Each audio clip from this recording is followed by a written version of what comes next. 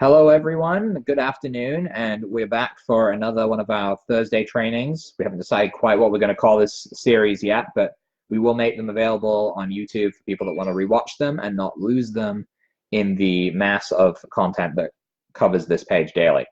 So today we're tackling a topic that is one of my favorite topics, actually. It's one of the most innovative microcurrent things that's happened in the last, maybe forever. Forever. Yeah, I think forever. And this is cranial nerve stimulation. Outside of drilling holes in your head called trepanation. So what this, many of you who are watching this, many people in this group are already familiar with cranial nerve stimulation. They're already familiar with the PONS, right? The treating through the tongue. But what we wanted to do is we wanted to do this video to sort of talk about what it does and why it works. And more importantly, where it came from. We're not a couple of mad scientists up in Canada sitting there thinking, you know what, we should electrocute people's tongues. Yeah. We actually, well, John spends a lot of his time reading and researching. And what did you come across, John, when you were doing that? Well, I had both books, actually. I don't know what the other one meant. I read a book called by Norman Doidge, or Deutsch, medical doctor and urologist outside of Toronto. And it took me sometimes. I think when you're ready, you read the book. Yeah. Or you read the book and you reread it and you say, why did I not read this before? You probably did, but you didn't. So you read it a few times before you even picked up on it. Absolutely. And I think I was looking for brain solutions because somehow I understood. I did. Although in medicine, the brain has never been accepted as the main point focus on healing the body. Mm-hmm. So the brain has never been included in healing the body. And in medicine, when you think about it, you go, all of these billions of dollars that are spent in trying to separate what is the body's response based on what the chemical response would be. And so they spend all this money in double-blind studies, and I couldn't understand why they wouldn't accept it anyway. Why do you spend all this money trying to say that, yeah, but that was the body, that was the brain's work. If the brain is that powerful, why not take it into account? Mm-hmm. So I read a book called The Brain That Changes Itself by Dr. Norman Doidge. And later on, I got another one. I started reading this, and this is extremely interesting. And nobody ever talks about a whole lot about certain parts of the brain, particularly about the cranial nerves. Mm-hmm. And in his second book, he was actually coming up with solutions for everything from multiple sclerosis to brain damage, brain traumas. Yeah. And we understand that in sports injuries, for example, and where I was called to treat what we call TBI, is a traumatic brain injury. Yeah. That we find in sports like hockey and football and so many of them. Even in high school, are damaged. They go through the brain, the concussion protocols, and they keep on all that stuff. They keep on soliciting them anyway. And later on, they find that they go through all kinds of problems. And here was Deutsch actually describing how to neutralize, how to repair these damaged brains. Yeah. And as you can tell, I've got a few books behind me, and a lot of them are in my brain department back here. Whole brain section. So my whole brain section is back there. So, in chapter 7 on his book, the brain that heals itself. Yeah, the brain that heals itself. I think it was the brain that heals itself. Yeah. Something like that. This one is the brain that changes itself. So it must have been how the brain heals itself. And in there, in chapter 7, he describes using microcurrent. Mm-hmm. At 200 hertz, modulation 3 for 1, and how this little laboratory somewhere in Wisconsin, I've been doing research for years on how to stimulate, how to get to the cranial nerves. And we found just lately, for example, vagus nerve stimulation was a big deal. It changed medicine. It actually rewrote the medical books. that you could actually cut off inflammation by stimulating the vagus nerve. Yeah. But it turns out that the vagus nerve is cranial nerve number 10. So it's all connected. They're all So connected. it's all in, and these cranial nerves actually, exactly what they mean is that these nerves come out of the brain. And we can see a little bit of a picture here. You see the brain back here. Whoops, I can get this right. So, yeah. Okay, you hang on to it, and I'll point to it. So we can see that the brain here, and you see these cranial nerves that come out. And these cranial nerves actually control all of our senses and beyond. And beyond, I mean, like the vagus nerve also connects to the breathing and to the digestive system, and what we call the second brain. That information comes up to the central nervous system, and we also have found that we're able to cut off inflammation by stimulating the vagus nerve. So that's old news. Yeah. And that's old news. And a little bit later on, we found that we can also get to these other cranial nerves by stimulating the tongue. And so the race was on for you and me. We said, well, we got to find something to do. Yeah, we got to find an instrument that's going to do that. Well, and I think the interesting thing is that's all it was. It was, let's find an instrument, because we already have the technology to set it up. Well, I mean, Dorji laid it out. He told us exactly what we needed to do. He told us what we needed to do.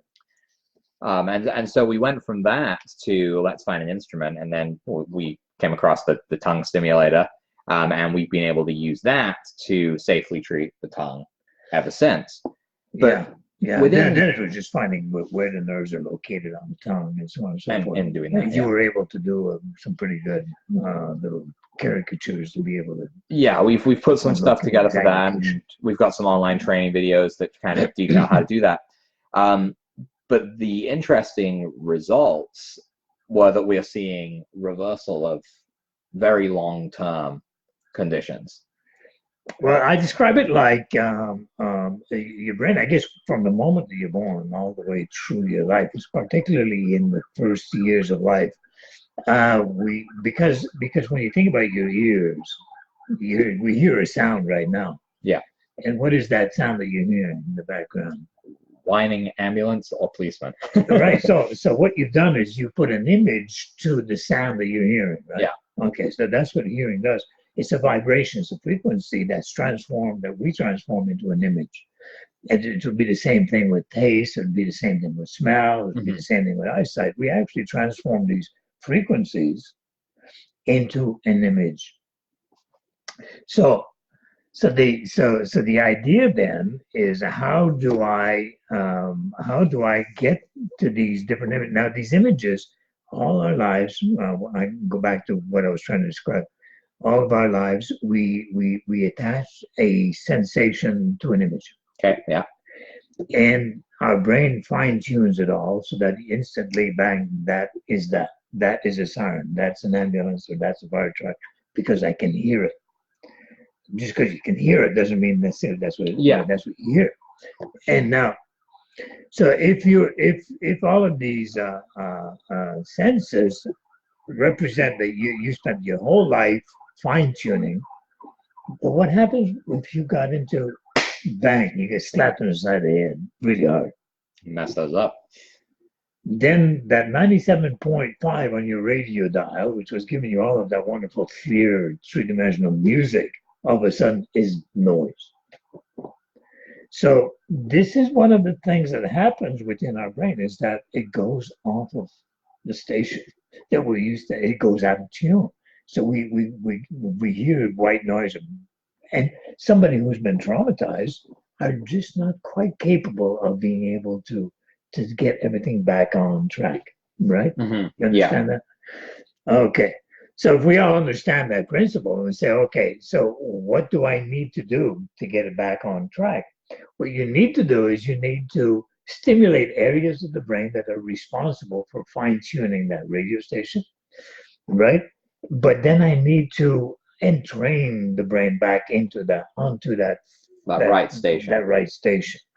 So you might, if you have a balance problem, what you would do is you would stimulate the tongue at the same time as you're working on a balance ball, mm-hmm.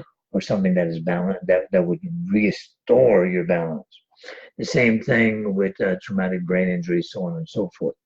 It's just a question of maybe even balance, for example. What if you balance and then you would skip rope, you would do this sort of thing while you're stimulating your tongue? Yeah. What you're doing is you're dragging it back onto the right channel. Mm-hmm.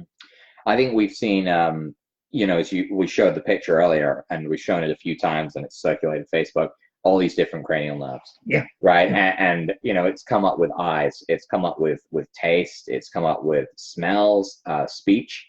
All of these things seem to be connected in this way. And if there is any way that the brain is responsible and these nerves are responsible for the issue that you're having, you can begin to re-entrain.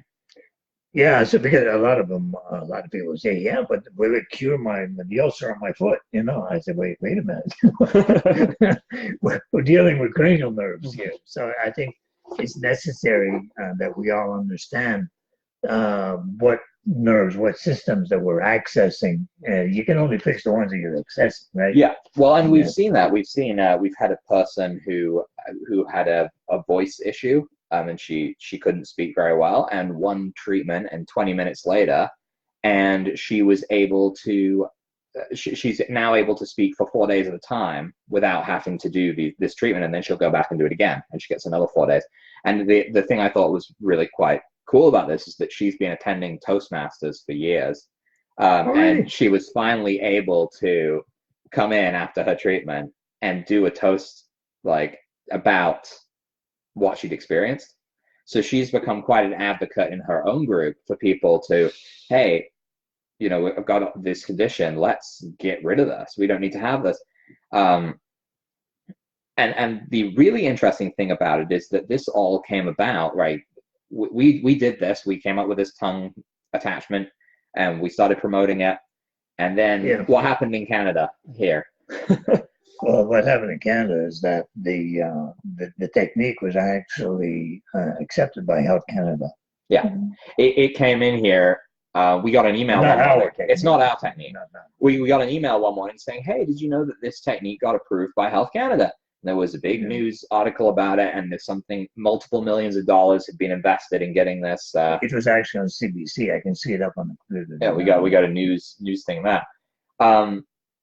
The interesting thing about that is that it came in, and the first thought was, well, how can we get involved in this? This is the official technology. Well, I called the people that built this wafer that they put on the mouth.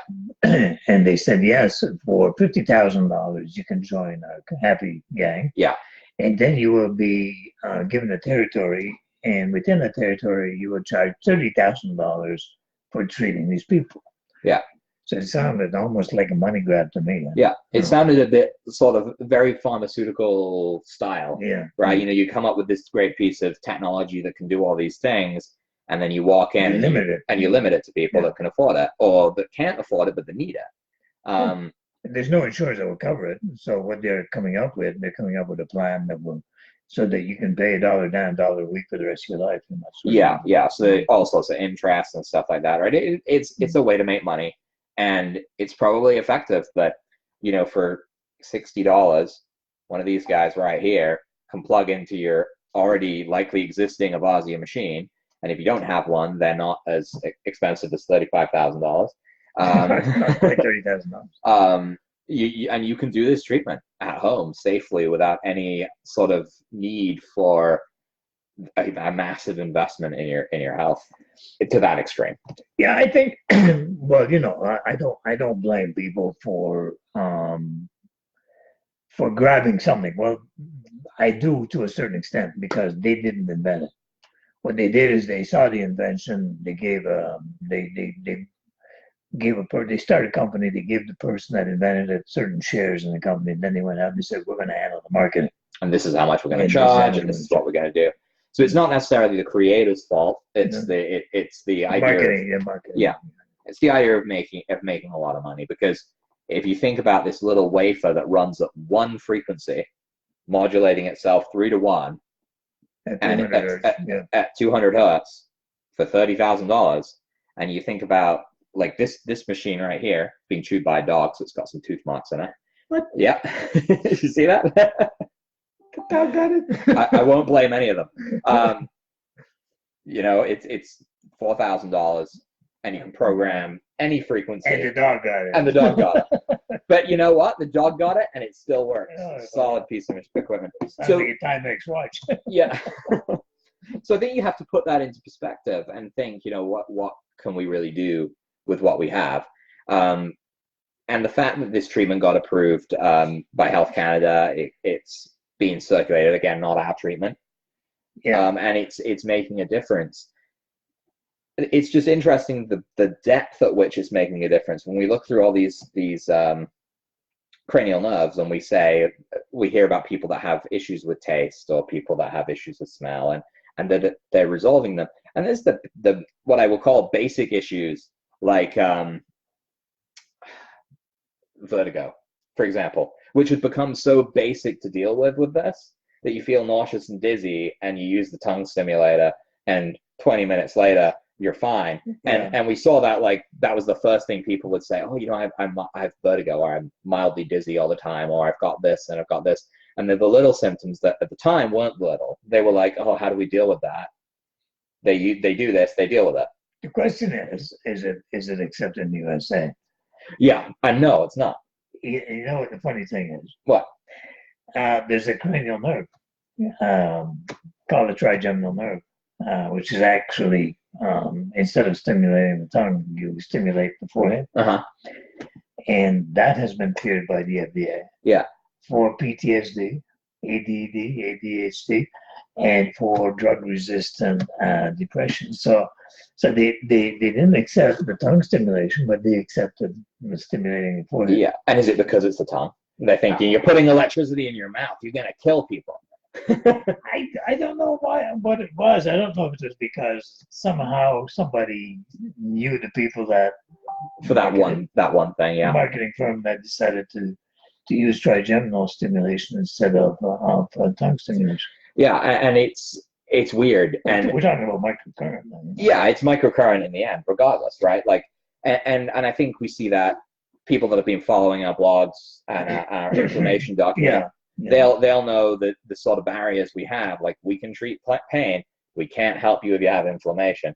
Like, I mean, talk about dumb. Well, the thing is, you know, I'll give you an example. Right now, we're talking a lot about 5G, and there's a lot of people worried about 5G. I mean, I got calls today about 5G, say we're going to be harming a lot of people, so on and so forth. 5G, no research has ever been done on 5G.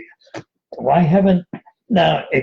And it's so funny because one of the senators actually did a panel on it, and he brought in the telephone. All the companies, yeah. Company presidents. And he asked them, he said, do any of you know of any amounts of money that have been invested in research? If this can actually damage people? And they all looked at each other and said, no, we're not aware of any amount of money that's ever been put into research for that. Mm-hmm. Yeah. So you say, well, okay, so who are these people that are saying yes to some, no to something else? Are they all?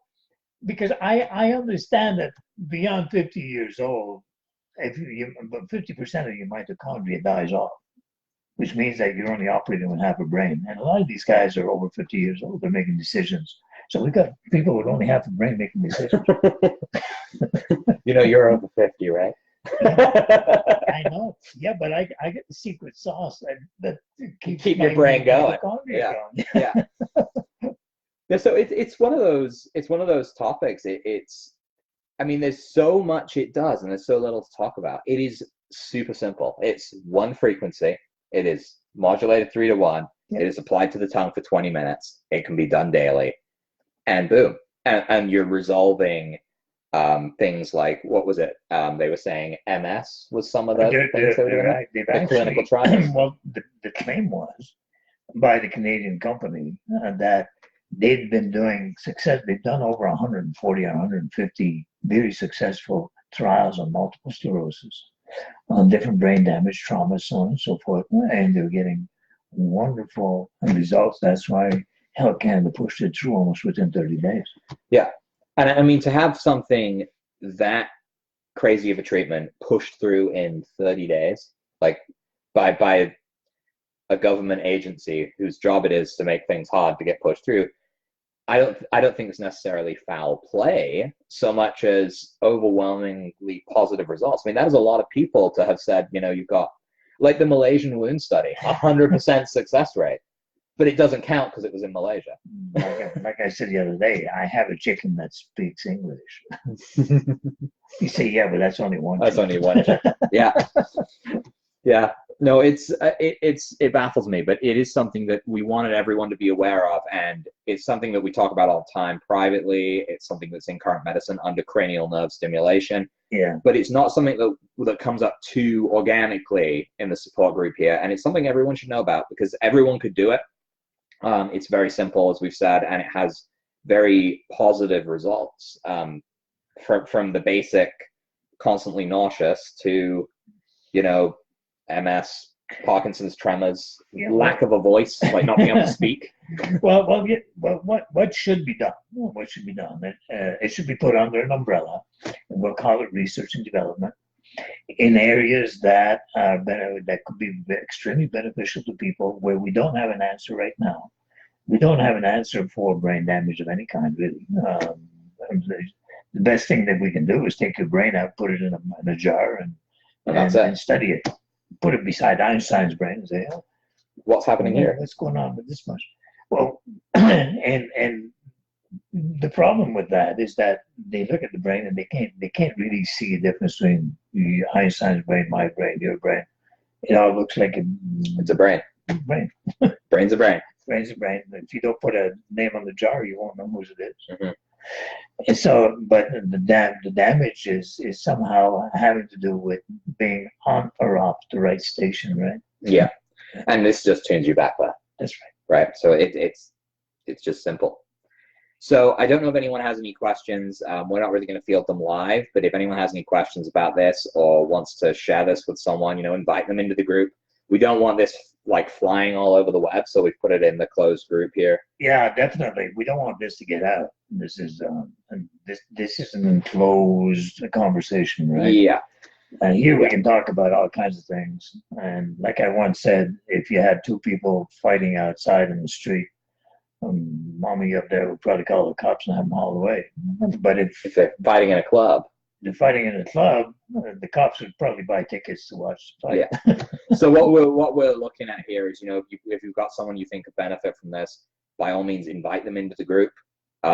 We review everyone that wants an invitation, and you know, there's some sort of security questions now that they didn't used to be. So many people may not be aware of that. So we don't just let anyone in. When people are in, we can go over all of this stuff.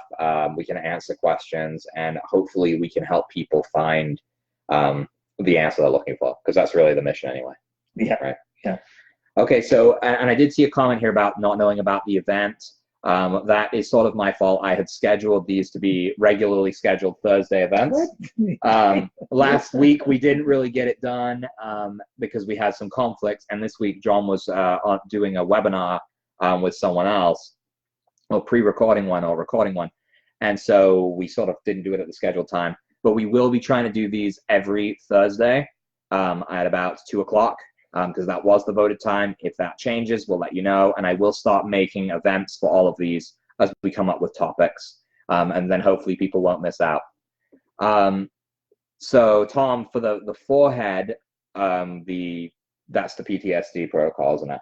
We're sort of trialing that ourselves, and we are going to be launching that within the next few days, so everyone can have a go at that. And see how it goes. The trialing is trying to find out what I mean, if we're using tongue stimulation to 100 hertz, what hertz should we be using on the forehead? Well, because that's so much closer to the brain itself, right? We don't want to fry that with a 200. Yeah, well, you know, more or less, it's it's playing around with different frequencies to find out what. All I need to do is grab some PTSD guys. And we've got a bunch of people that are willing to give that a shot. So we just need to, we were trying to find an attachment that would work really well, like one pad. One pad that would actually fit on the forehead. Perfect, right? with the positive negative leads now. Yeah, that doesn't seem to have managed to happen. So we may need to just do it with 2 pads. And we will be talking about that in the next few days. I intended on having it out on Monday, but it's been kind of a slow go on everything. So, all right, everyone, thanks for watching, and please invite people in, and let's see if we can help them with this. All right, have a good day. Bye. Take care.